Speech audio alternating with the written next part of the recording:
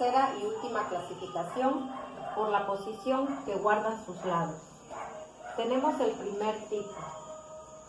Cuando dos rectas concurrentes se cortan en un solo punto, se van a formar 4 ángulos.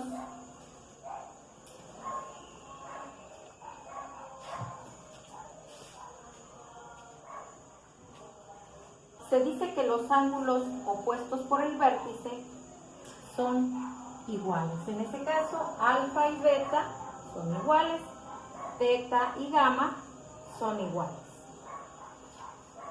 Cuando estas rectas concurrentes se cortan en un solo punto formando ángulos de 90 grados, entonces a estas rectas se les dice perpendiculares. Tenemos el segundo tipo, que son los ángulos colaterales o contiguos. Se dice que son colaterales o contiguos porque comparten un mismo lado, pero distinto vértice. Tenemos aquí gamma y ángulo teta, ángulo alfa y ángulo beta. Observemos, tienen distinto vértice, pero ambos están compartiendo el mismo lado. Tenemos por último un tipo de ángulo en donde tenemos dos rectas paralelas. Se dice que son paralelas porque por más que se prolonguen, nunca se llegan a juntar. Cuando estas dos rectas paralelas son cortadas por una transversal, o sea, por otra recta, entonces se van a formar 8 ángulos. Observemos aquí, en la primera paralela se forman 4 ángulos y en la segunda también se están formando 4 ángulos. Cuando esto sucede, se va a dar a continuación lo siguiente. Los ángulos correspondientes van a ser iguales. ¿Y cuáles son esos ángulos correspondientes?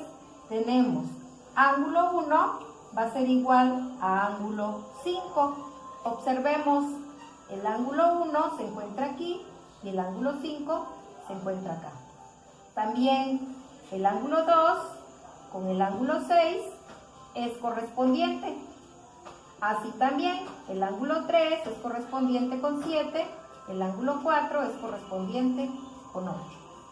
¿Por qué es correspondiente? Porque si yo doblara esta paralela y la juntara con la de abajo de tal manera que quedara una sobre la otra, estaríamos observando que los ángulos de arriba son exactamente iguales que los ángulos de la paralela de abajo. Bien, tenemos también los ángulos alternos internos, siempre van a ser iguales. ¿Y cuáles son esos ángulos alternos internos? Su nombre nos los está diciendo, ¿verdad? Son los que están dentro de las paralelas y que se encuentran de manera alternada, ubicados de manera alternada. Vemos ángulo 3 es igual que ángulo 5, ángulo 4 es igual que ángulo 6. Acá lo tenemos.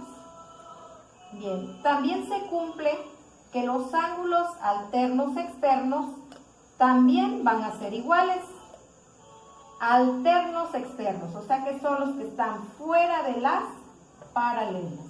Entonces, tenemos ángulo 1 es igual que ángulo 7, ángulo 2 es igual que ángulo 8. Y también podemos observar que también se cumple que los ángulos opuestos por el vértice son iguales. Ese tipo de ángulo ya lo vimos acá, de este lado, ¿verdad? Pero también en estas rectas paralelas, cuando son cortadas por una transversal, también se cumple que hay ángulos opuestos por el vértice.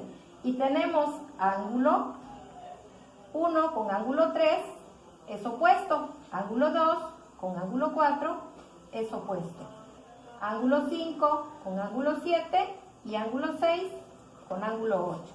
Por eso es que entonces ángulo 1 es igual o congruente con ángulo 3, ángulo 2 es igual o congruente con ángulo 4 y ángulo 5 es igual o congruente con ángulo 7. Ángulo 6 es igual o congruente que ángulo 8.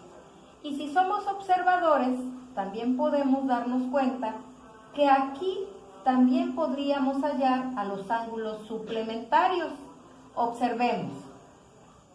Vemos, si solo consideramos a los ángulos que se encuentran arriba de la paralela, vemos que ángulo 1 con ángulo 2 son suplementarios ambos, porque al sumar los dos nos va a dar un ángulo de 180 grados.